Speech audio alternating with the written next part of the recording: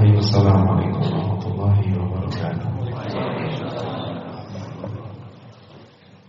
Alhamdulillah nahmaduhu wa nasta'inu wa natubu ilaihi wa na'udzu bihi min shururi anfusina wa sayyiati a'malina.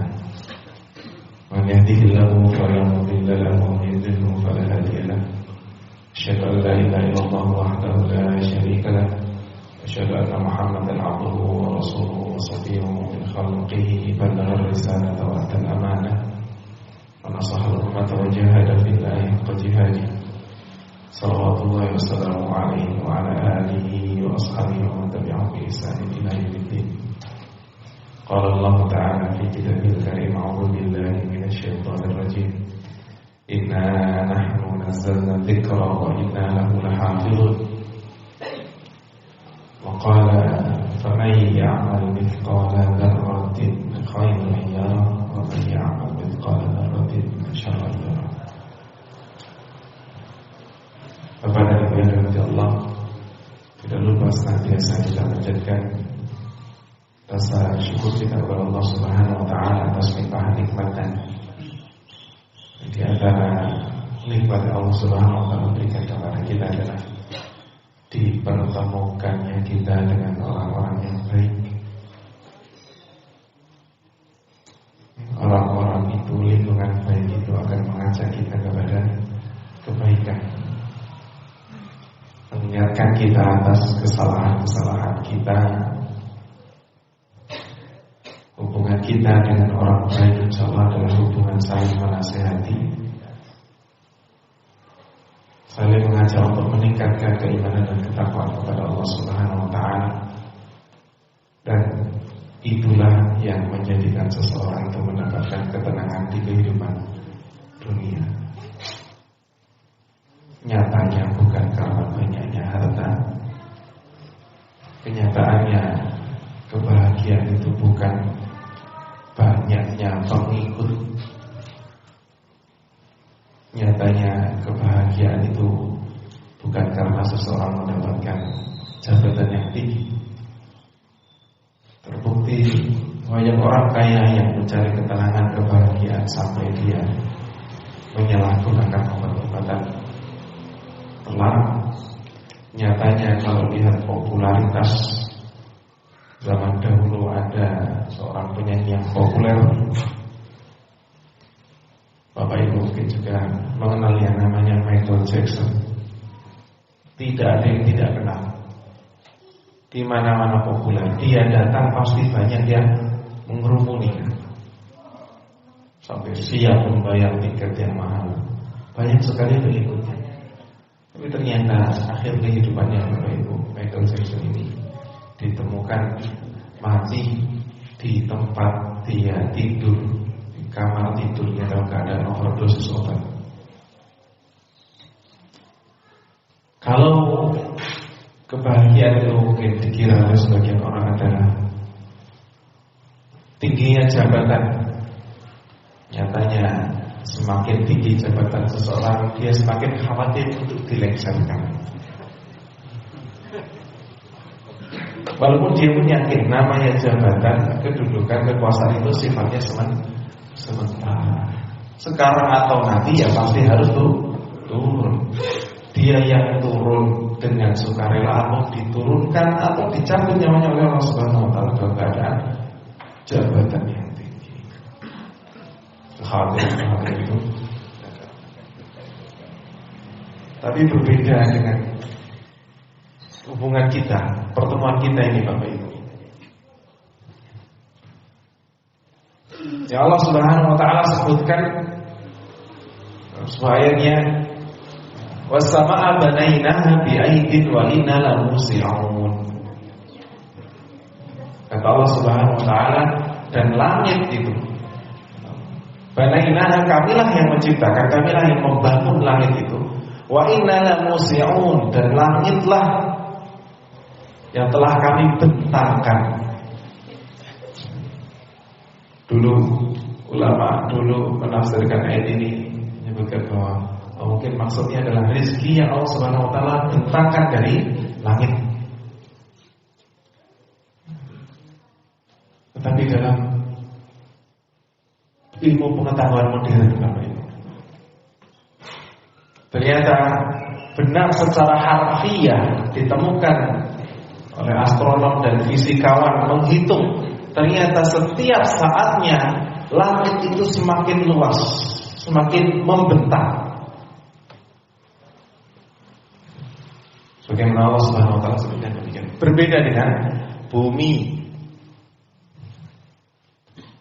Allah Subhanahu wa taala berfirman, "Awalam yarau ilal ardi nanqusuha min atrafiha." Allah Subhanahu wa taala menyebutkan bahwa bumi itu setiap saatnya terkurangi ujung-ujungnya, pinggir-pinggirnya terkurangi. Nyatanya memang ketinggian air itu semakin lama semakin meninggi karena ada es yang meleleh, sehingga bumi itu semakin sempit. Manusia bertambah banyak. Jadi kalau matur bahwa langit itu semakin luas, bumi itu semakin sempit. Apa yang kita bisa ambil pelajarannya? Bahwa kalau kita ini pikirannya hanya ke dunia, hanya hitungan angka yang kita dapatkan, hanya kemanfaatan duniawi yang kita inginkan, yang penting terpuaskan nafsu perutnya, yang kita pikir itu dunia saja, maka semakin lama semakin sempit tadi, nggak mendapatkan kebahagiaan. Kalau kita punya tanah itu dipatok, kalau keteronjol oleh orang lain kita marah sekali, ini tanah saya, ini kaplihan saya. Kalau kita urusannya dunia, kita buka warung, tetangga kita buka warung yang sama, rasanya kita kemerkopan. Untuk urusan dunia demikian. Tapi tidak dengan langit yang Allah Subhanahu wa taala sebutkan. Langit itu dilapangkan, semakin lama semakin lapang. Kalau kita bersama-sama melihat ke langit, menikmati bulan purnama di saat purnama, menikmati bintang-bintang. Kalau pas gerhana juga kita lihat gerhana langit bareng-bareng. Apakah ada orang yang mengatakan jangan lihat matahari, jangan lihat bulan, ini saya sedang menikmati, kamu cari kaplingan sana? Tidak ada. Semua orang melihat ke langit, tidak ada yang merasa terugikan. Tapi kalau untuk kaplingan dunia kita ini rebutan bebas. Keteronjol kita, apa pelajaran besarnya Bapak Ibu? Bahwa kalau yang di pikiran kita itu urusan akhirat, insya Allah kita nggak akan merasakan sempit. Di masjid yang mubarakah ini aja Ustaz Salihin pasti ya remen sangat. Jamaah sini pun semakin tambah jamaahnya semakin senang, karena urusannya akhirat, senang sekali. Kalau perlu nanti perluasan, senang kalau tambah. Tapi kalau urusannya dunia, Bapak Ibu terbayang, tindak Jogja naik angkutan umum bis, muatannya 54, sama kondekturnya dijejel 70. Remen apa betul? Kata untuk urusan dunia, semakin banyak orang semakin kita nggak senang. Ini kan kursinya kursi saya kok kedesak-desak. Tapi kalau untuk urusan akhirat, bertambah orang kita ini semakin senang, berarti terbukti. Kalau terbukti, kalau yang caleg-caleg itu kan tersaingi, sudah ada 5 nama caleg, kok ketambahan nama lagi 5 kan, wah nambah itu bersaingnya itu karena urusan dunia. Nanti kalau kita ini di sini semakin banyak jamaahnya, insya Allah semakin senang. Semakin banyak jamaahnya, ibu-ibu yang menyiapkan daharan pagi itu semakin senang, bukan semakin wah, kalau jarang banget. Tapi semakin banyak yang ramai semakin senang. Insya Allah itu bukti bahwa kumpulnya kita di sini, perkenalannya kita di sini, persaudaraan kita di sini, insya Allah untuk urusan akhirat yang menenangkan. Tinggal bagaimana kita ini kuat nggak kumpul dengan orang-orang akhirat ya? Kita bisa bertahan nggak dengan kumpulan kita dengan orang-orang akhirat? Mudah-mudahan Allah Subhanahu Wa Taala tidak menjauhkan kita dari nikmat-nikmat yang baik. Salat semoga tetap tercurah kepada baginda Muhammad sallallahu alaihi wasallam, suri tauladan kita yang telah menunjukkan kepada kita bagaimana sebenarnya ibadah kepada Allah Ta'ala. Bapak Ibu rahimakumullah, berangkat dari firman Allah Subhanahu wa taala yang kami sebutkan tadi di dalam surat Az-Zalzalah, Allah Subhanahu wa taala mengingatkan tentang akan terjadinya hari kiamat idza zulzilatil ardu zilzalaha. Apa fungsinya kita ini diingatkan? Apa hikmahnya? Mengapa kita diingatkan tentang akhirat? Tentang hari kiamat, bahwa kenikmatan dunia ini yang sedang kita nikmati pasti ada ujungnya. Kita yang dicabut nyawanya lebih dahulu sebelum kiamat, atau kalau kita ini punya umur yang panjang, tetap nanti dunia ini ada ujungnya, namanya hari kiamat. Apa hikmahnya? Di ujung surat ini Allah Subhanahu wa taala menyebutkan, "Faman ya'mal mithqala dzarratin khairan yarah." Barang siapa melakukan sesuatu sekecil apapun, mengapa Allah Subhanahu wa taala menyebutkannya sekecil apapun? Karena yang besar yang jelas tercatat. Yang kecil ini kadang kita khawatir kecatat oleh malaikat atau tidak, bermanfaat atau tidak, kita khawatir sehingga tidak jadi melakukan amalan. Tapi Allah Subhanahu wa taala menyebutkan, barang siapa melakukan kebaikan sekecil apapun, ya rohu, pasti dia melihat balasannya, pasti dia bertemu dengan akibatnya. Demikian pula kalau keburukan. Sejalan dengan ayat ini, Rasulullah SAW menyebutkan, la tahqiranna minal ma'rufi syai'an walau an talqa akhaka biwajhin talqin. Rasulullah SAW mengatakan, la tahqiranna, jangan kalian sepelekan, jangan kalian rendahkan, jangan kalian tinggalkan minal ma'ruf, dari kebaikan-kebaikan, ibadah-ibadah, ketaatan kepada Allah.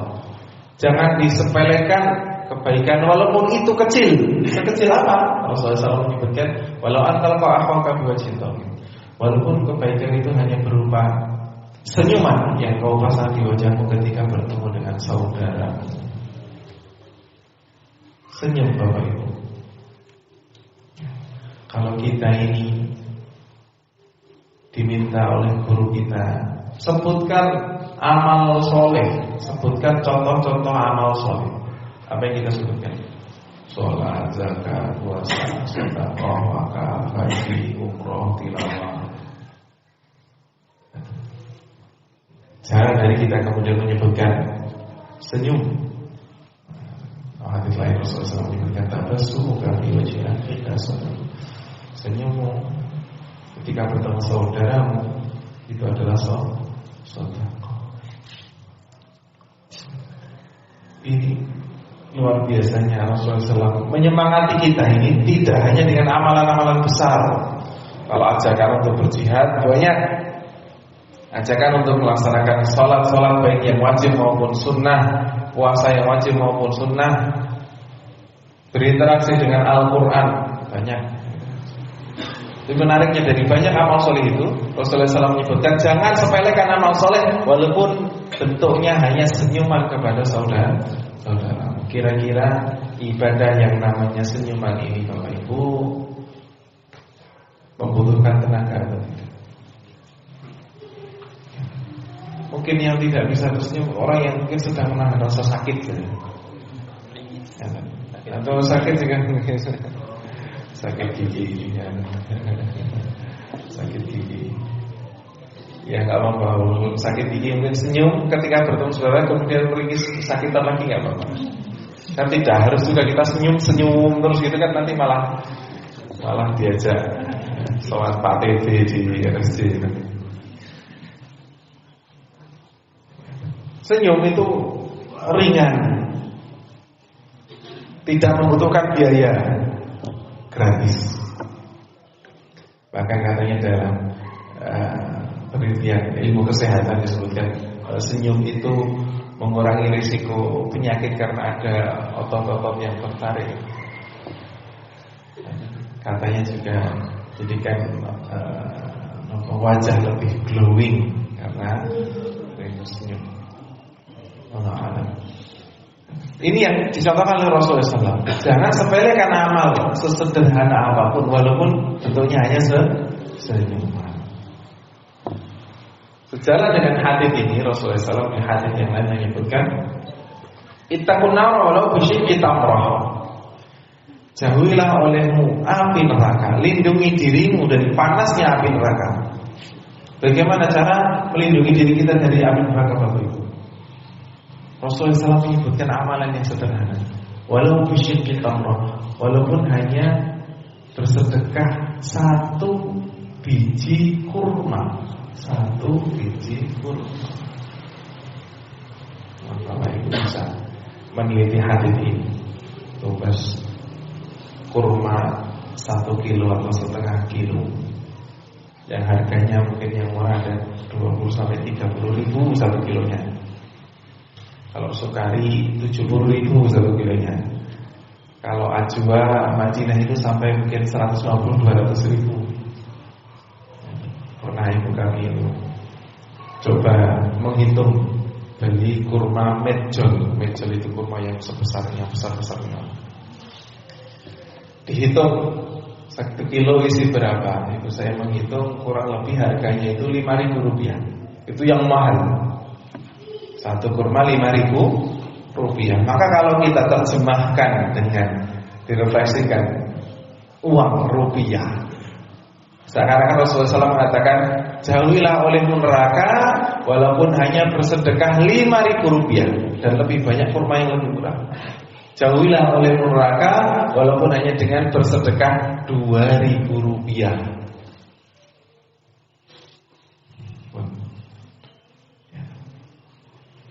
Itu amalan yang Rasulullah SAW sebutkan. Yang tadi senyuman, yang ini saya sebutkan adalah sedekah, walaupun bukan dengan jumlah yang spektakuler.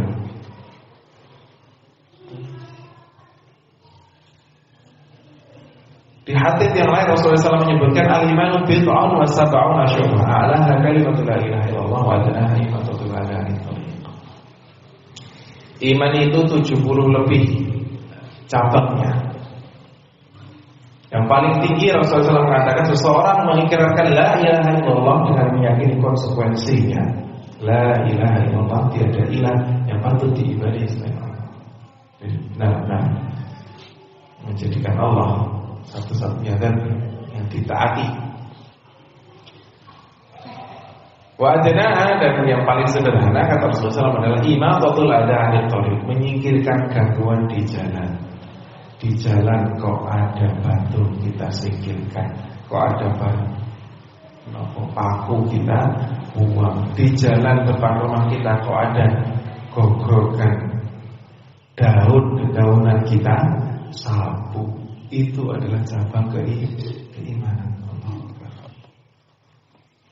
Ini kan amalannya sederhana, bisa kita lakukan.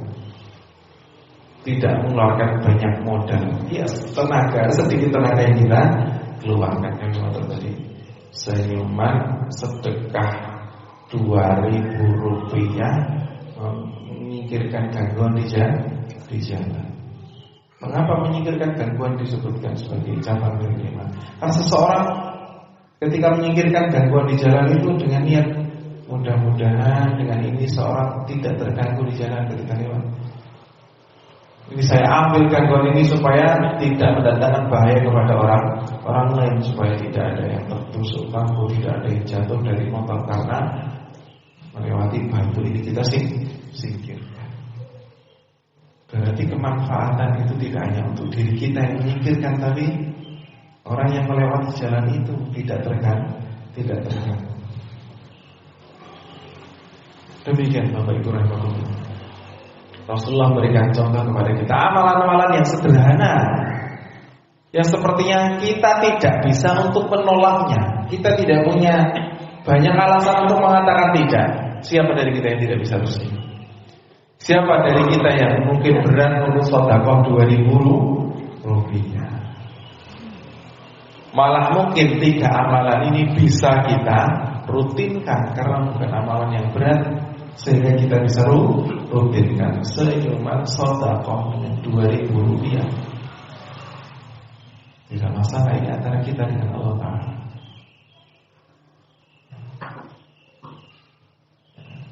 Selain amalan-amalan yang sederhana ini kita bisa rutinkan, yang kedua, amalan-amalan yang sederhana ini bisa jadi adalah amalan yang benar-benar bermanfaat. Karena jarang sekali seseorang melakukan amalan yang sederhana kemudian dipamer-pamerkan, disombong-sombongkan, diperdengarkan, diceritakan kepada orang lain. Kan tidak ada orang yang cerita. Itu ada renovasi masjid, saya sudah nyumbang. Berapa Pak? 2.000. Kan tidak ada itu. Pasti kita sembunyikan, sedekahnya hanya 2.000. Nah, amalan-amalan yang tersembunyi ini biasanya lebih dekat dengan keikhlasan. Karena amalan yang besar itu memang godaannya besar. Kita digoda oleh syaitan supaya amal itu terkikis pahalanya. Amalan-amalan yang besar itu terkikis pahalanya, ya terkurangi kemanfaatan, hilang keberkahan. Tadi amalan yang kecil ini kita bisa rutinkan, lebih dekat kepada keikhlasan. Karena kita rahasia.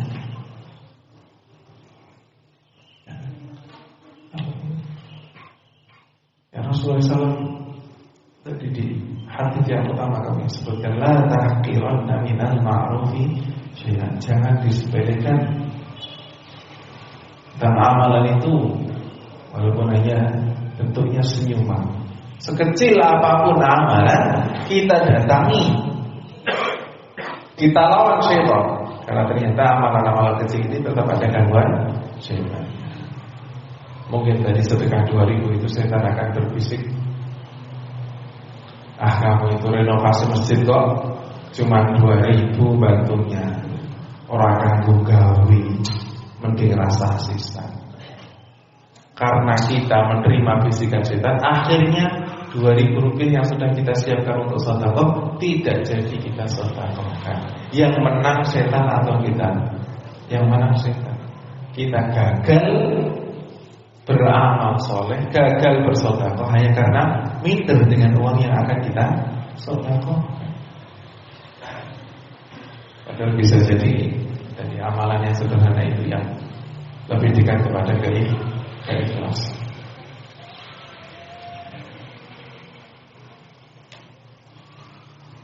Tentang mungkin amalan yang lainnya, ada ajakan dari Ustaz Solihin, ayo kita rutinkan sholat tahajud 11 rakaat.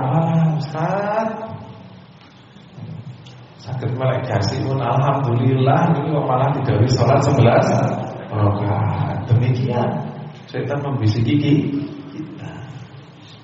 Padahal yang namanya sholat malam itu bukan hanya sholat tahajud, tapi ada juga bagian dari sholat tahajud adalah sholat witir. Sholat witir itu sholat ganjil. Para ulama fikih bersepakat, ini termasuk ijma', bahwa waktu sholat witir itu bermula sejak setelah Isya sampai adzan subuh.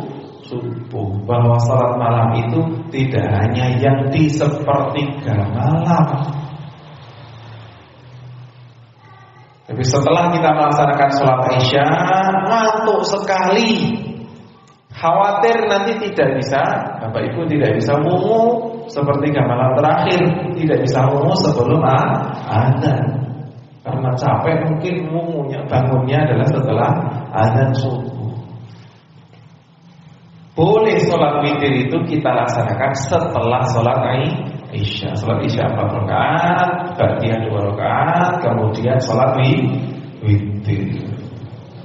Kalaupun rasa-rasanya 3 rakaat bagi kita ini berat, sholat witir itu adalah sholat ganjil, boleh juga dilaksanakan dengan 1 rakaat. Dan 1 rakaat pun itu juga ganjil. Pun apakah kita masih punya jawaban? 1 rakaat juga berat. Kalau alam, kalau melaksanakan sholat 1 rakaat saja berat, berarti nanti harus lebih banyak mengikuti maghrib di masjid. Merutinkan puasa. Yang satu rutin pekanan itu Senin Kamis. Ustaz, Senin Kamis kok pas jadwal saya kontrol cek gula darah. Itu ada darah puasa, ada darah sewaktu yang nanti makan dulu, nggak bisa puasa Senin Kamis pekan. Sudah rutin, berarti rutinnya bulanan puasa Ayyamul Bid. Tanggal 13, 14, 15 masih dibisik-bisik. Wah, itu pas 14 itu pas dari Ahad ada undangan jagung, tidak bisa puasa. Ya, kalau matur sini bahwa puasa Ayyamul Bid yang 3 hari itu yang paling utama memang di tanggal 13, 14, 15. Tapi kalau tidak bisa di tanggal itu, boleh di tanggal manapun, yang penting 3 hari dalam satu bulan pun. Aja ketika ngomong alih sebulan sekali. Siang niku jangan pas Ramadan. Puasa Ramadan adalah puasa yang wajib. Pun gini saja, puasa rutin 1 tahun 1 kali. Menapa Bapak Ibu? Puasa Asyura 10 Muharram. Kita niatkan pada hari. Atau puasa Arafah tanggal 9 Dzulhijjah yang rutinnya 1 tahun 1 kali. Kalau masih merasa berat, masih juga kita ini diganggu setan dengan yang lebih alam. Seperti apa? Terus jangan kita ini berhenti beramal karena yang ada di pikiran kita hanya amalan-amalan yang besar, yang berat. Akhirnya setan menang karena ini kita nggak mampu melakukan ini. Yang berikutnya adalah yang menjadi inti pembelajaran kita adalah tentang interaksi dengan Al-Quran.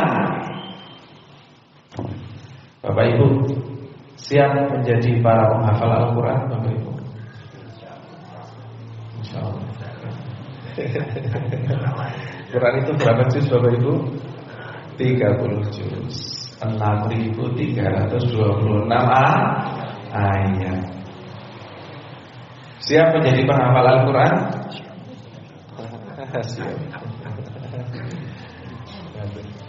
Wah, 30 juz tebalnya segini nih, kapan selesainya?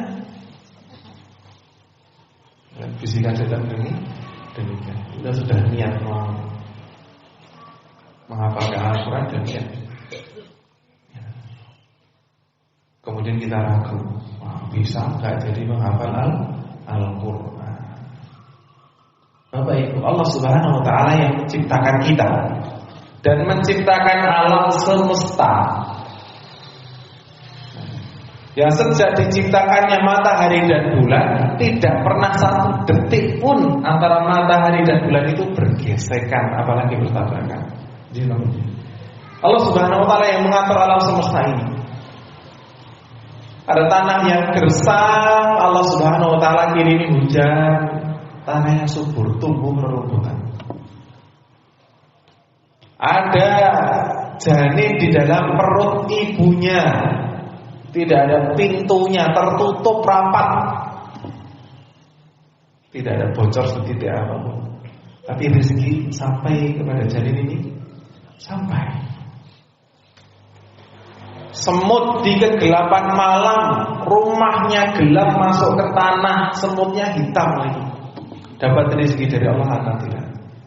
Dapat. Allah Subhanahu wa Ta'ala yang mengatur alam semesta ini. Hanya sekedar menjadikan kita penghafal Quran. Apakah kita berani mengatakan Allah tidak mampu menjadikan kita penghafal Quran? Alhamdulillah. Allah Subhanahu wa Ta'ala Maha segala-galanya, Maha berkuasa atas segala sesuatu. Apalagi hanya menjadikan kita ini penghafal Quran. Mudah bagi Allah. Tapi Mas, 30 juz ini, apalagi melihat akta kelahiran kita ini, usia kita sudah, kita ini sudah 67 70 tahun. Gimana caranya menjadi penghafal Quran? Kalau matur Bapak Ibu. Ada satu metode menghafalkan Al-Quran. Insyaallah mujarrab, insyaallah mandi. Kersa Bapak Ibu? Saya bocorkan. Ya, untuk Bapak Ibu khusus. Ya, jangan disebarkan kemana-mana ini. Menghafalkan Al-Quran metode yang mandi untuk bisa menjadi penghafal Al-Quran. InsyaAllah manjur. Apa itu metodenya? Menghafalkan Al-Quran dengan metode 1 tahun 1 ayat. Selama 1 tahun Bapak Ibu hanya membaca 1 ayat untuk menghafal. Tilawatul Quran tetap jalan. Satifah selesai nanti menghafalkan tilawatul Quran diperbanyak. Tapi punya wirid 1 ayat dibaca setiap setelah sholat 3-5 kali. Amma yatasaalu, amma yatasaalu, amma yatasaalu. 3 kali setiap setelah sholat. Berarti sehari terbaca berapa? 15 kali. Berarti 1 pekan terbaca kali 7, 75 kali. Berapa? Kalikan bulannya, kalikan 1 tahun. 1 tahun hanya maos amma yatasaalu. Insyaallah saged hafal apa mboten Bapak Ibu? Hanya membaca 1 ayat selama 1 tahun. Jaminan hafal apa mboten 1 ayat itu? Yang penting jalan. Jangan kemudian melihatnya 30 juz. Setannya menang karena mengatakan, ini 30 juz kapan rampung? Kalau 1 tahun 1 ayat, di dalam Al-Quran ada 6.000 lebih ayat, berarti kita butuh 6.000 tahun. Kan Bapak Ibu? Memang ada orang yang usianya 6.000 tahun? Ya. Bapak Ibu, kamu matur bahwa para penghafal Quran itu yang selesai 30 juz bukan berarti setelah selesai 30 juz hafal Qurannya disimpan dia kemudian diam tidak tilawah lagi. Boten. Para penghafal Al-Quran itu adalah orang-orang yang senantiasa terikat dengan Quran. Yang sudah hafal 30 juz dia punya PR murojaah. Yang hafal 30 juz Al-Quran itu Bapak Ibu, kaidahnya adalah man qara'a khamsan la ya'sa. Nah, kalau mau lancar Qurannya 30 juz, maka sehari mereka harus membaca 5 juz untuk murojaah. Kalau bacanya kurang dari 3 juz dalam 1 hari, bisa dipastikan yang hafal 30 juz itu akan berguguran hafalnya. Berarti para penghafal Quran adalah siapa? Orang yang terus-menerus berinteraksi dengan Al-Quran. Sehingga wisuda hafalan Al-Quran 30 juz itu bukan kemudian wisuda nggak berinteraksi dengan Al-Quran. Betul. Mereka juga punya PR yang banyak, murojaah. Yang penting mereka terikat. Maka mengapa Allah Subhanahu Wa Taala terkadang berikan kepada kita kesempatan untuk menghafal, sudah hafal 7 ayat, besok ternyata hilang 11 ayat. Hafalan yang lain juga lupa. Kita ini dijadikan lupa oleh Allah Subhanahu Wa Taala supaya apa? Supaya terus-menerus terikat dengan Al-Quran. Kalau sekali baca langsung hafal, umpami Bapak Ibu mendapatkan fadilah dari Allah Subhanahu Wa Taala, sekali hafal, sekali baca langsung hafal. Kira-kira Bapak Ibu akan baca Quran lagi atau tidak? Mau hafal. Tapi supaya kita terikat dengan Al-Quran, maka Allah Subhanahu Wa Taala berikan terkadang lupa 1 ayat. Supaya apa? Kita murojaah lagi. Maka tidak usah kita pikirkan. Ini kalau 1 tahun kok 1 ayat, ada 6.000 ayat, berarti kita butuh 6 tahun. Kapan rampungnya? Tidak usah dipenggali. Kapan rampungnya tidak usah kita pikirkan. Yang penting kita terikat terus dengan Al-Quran. Kalau kata Syekh Nasir Al-Albani yang menyebutkan bahwa pemikiran kita ini, yang kita pikirkan ini bukan sampainya tujuan. Kita belajar timing-timing. Nah, kata Syekh Al-Albani malah kita ini belajarnya timing-timing seperti kura-kura. Kados kulus timing. Ini. Kalau nasihati kita ini berjalan seperti kura-kura dalam menuntut ilmu, maka nggak usah dipikirkan kapan sampainya. Karena memang sedikit demi sedikit tidak usah menjadi pikiran kita kapan sampainya. Yang penting nanti ketika kita dicabut nyawa kita oleh Allah Subhanahu wa taala, kita diwafatkan oleh Allah, kita sedang berjalan menuju kebaikan. Tidak usah dipikir kapan rampungnya 30 juz kalau 1 tahun itu hanya 1 ayat. Yang penting nanti kita diwafatkan oleh Allah. Kapan kita diwafatkan? Kita sedang dalam perjalanan menjadi penghafal Quran. Kita sedang belajar Al-Quran. Siapa yang tidak mau diwafatkan oleh Allah dalam keadaan menuntut ilmu? Siapa yang tidak mau dimatikan oleh Allah Subhanahu wa taala dalam keadaan beribadah, punya niat untuk menjadi penghafal Quran? Kita semua mengejar kematian yang seperti ini. Kematian ahlul Quran, kematian orang yang terus-menerus berinteraksi dengan Al-Quran. Kami di Pondok Bangsa itu ada masjid Salahuddin Al-Ayyubi ini kok. Ada seorang bapak pensiunan asmanipun Pak Munawir. Beliau berikhtiar setelah sholat beliau membaca Al-Quran. Lebih panjang lagi adalah antara Maghrib dan Isya, tidak mundur dari masjid. Maghrib dan Isya itikaf di masjid untuk tilawatul Quran. Saya gini mas, karena saya mau nanti diwafatkan oleh Allah Subhanahu wa taala dalam keadaan tilawatul Quran, dalam keadaan cinta dengan Al-Quran. Ini kematian yang kita dambakan ya Bapak. Penuh ketenangan, dekat sekali dengan Al-Quran. Maka tidak usah kita pikirkan kapan rampungnya menghafal Quran. Jangan dipikirkan rampungnya. Jangan sampai justru kita rampung menghafal kemudian tidak berinteraksi dengan Al-Quran. 1 tahun 1 ayat. Kita praktekkan, insya Allah mungkin belum sampai 1 tahun kita baru. Mas itu saya sudah praktekkan 1 bulan sudah hafal 1 ayat. Alhamdulillah, berarti bulan kedua lanjut ayat yang kedua. Bulan ketiga ayat yang ketiga. Berarti 1 tahun tambah 12 ayat. Jauh lebih baik daripada kemudian kita berhenti. Enggak mungkin saya menghafal Quran kemudian tahun demi tahun berlalu tanpa nambah 1 ayat pun. Mas, saya itu belum pede, nanti saya khawatir membacanya salah. Monggo Bapak Ibu, kita di Magelang ini ada Masjid Hijatul Islam. Insya Allah di sini ada yang standby Solihin, ada, kalau tidak ada Mustafi, ada mas-mas yang lain yang di pondok. Bapak Ibu minta ditalqin. Gimana cara baca ayat pertama di surat An-Naba ini? Ditahan amma yatasa, saya panjang alun. Kita baca, dikoreksi oleh para santri di sini atau Ustaz Soleh atau Ustaz Taufik. Sudah, oh ini cara baca yang benar. Sudah diulang saja satu bulan. Jangan-jangan nanti 1 pekan malah sudah hafal, pekan kedua sudah minta ayatnya dilampahi.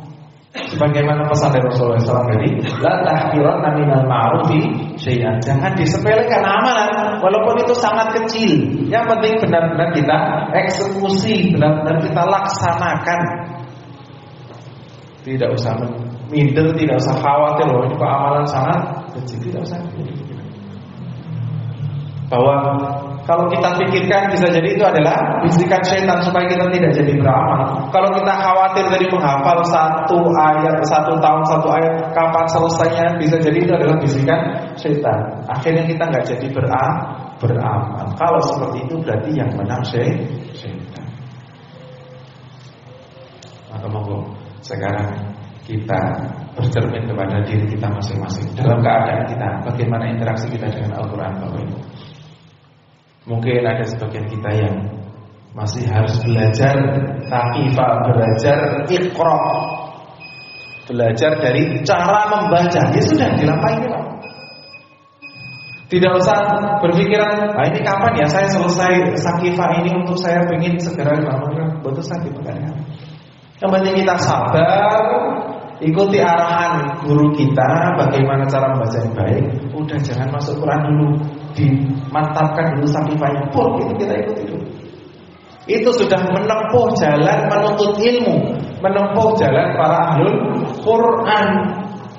Karena selevel Imam Syafi'i pun dulu juga belajar membaca, tidak ujuk-ujuk lahir bisa membaca. Level para ulama pun juga melewati tangga-tangga menuntut ilmu, belajar baca. Paling awal itu pasti belajar baca. Maka ketika kita ini dapat undangan, ada share-sharean untuk belajar Sakifah di Masjid Izzatul Islam. Sejak Bapak Ibu berangkat dari rumah niat mabit iktikaf di sini, niat menuntut ilmu, itu sudah dalam jalan para penghafal Quran, para ahli Quran. Kita sedang menempuh jalan,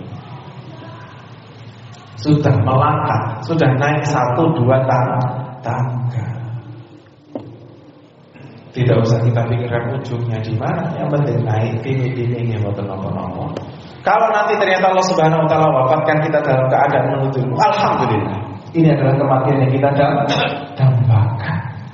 Mati di jalan Allah, mati dalam keadaan menuntut ilmu, mati dalam usaha mendekatkan diri, memantaskan diri menjadi golongan ahlul Quran.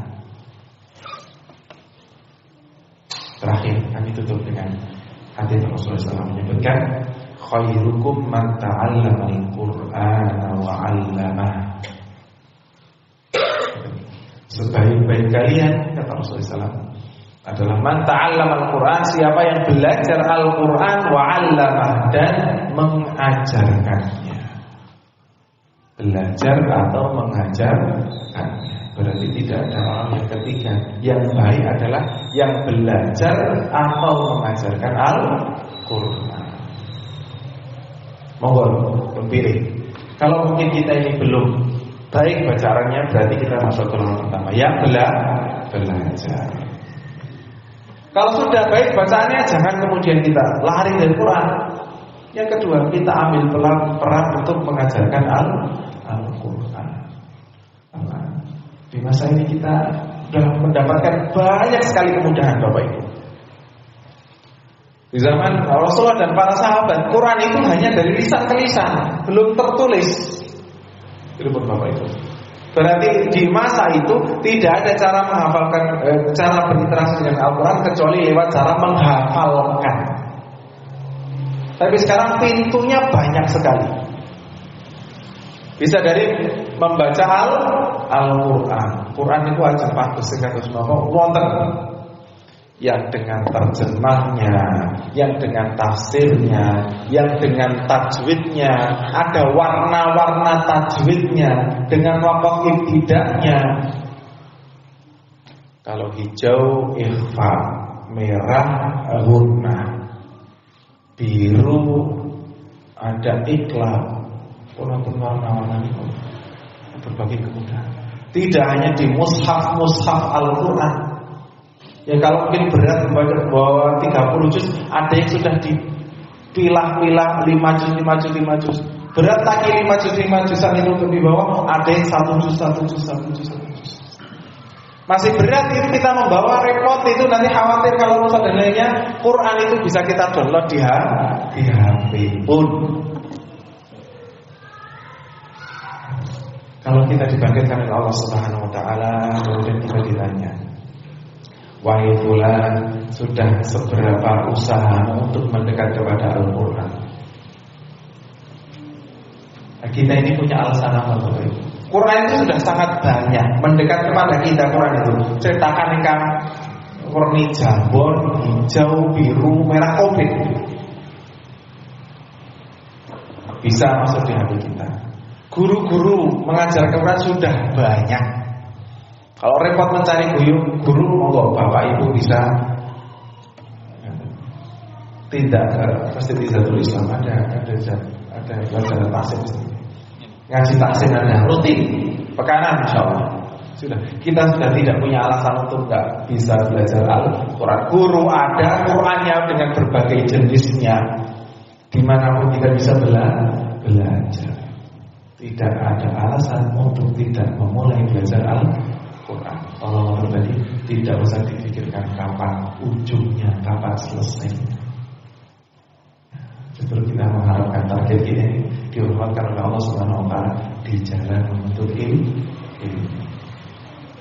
Monggo Pak dipun lampahi sampai di mana kita lanjutkan perjalanan kita.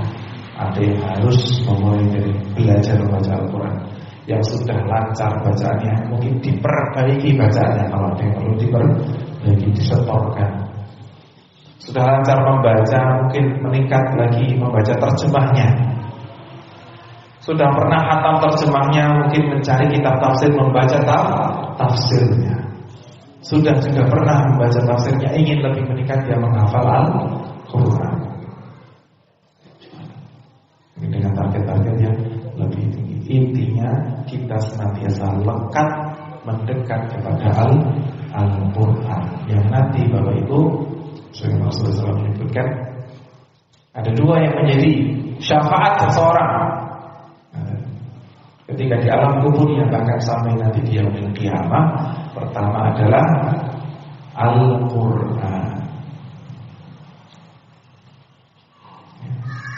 Quran nanti yang memberikan syafaat untuk kita. Ini cinta dengan Al-Quran, berinteraksi terus-menerus dengan Al-Quran, kita akrab dengan surat Al-Baqarah. Nanti surat Al-Baqarah ini akan melindungi kita dari azab kubur. Kita rutin membaca surat Al-Mulk. Al-Mulk ini yang melindungi kita dari siksa kubur. Bisa kita pilih berbagai jenis interaksi dengan Al-Quran. Bisa diambil semuanya, bisa diambil sebagian. Yang penting kita tetap dekat, melekat dengan Al-Quran. Maka sekedar yang saya terangkan Bapak Ibu, saya mohon maaf atas segala kesalahan kekurangan.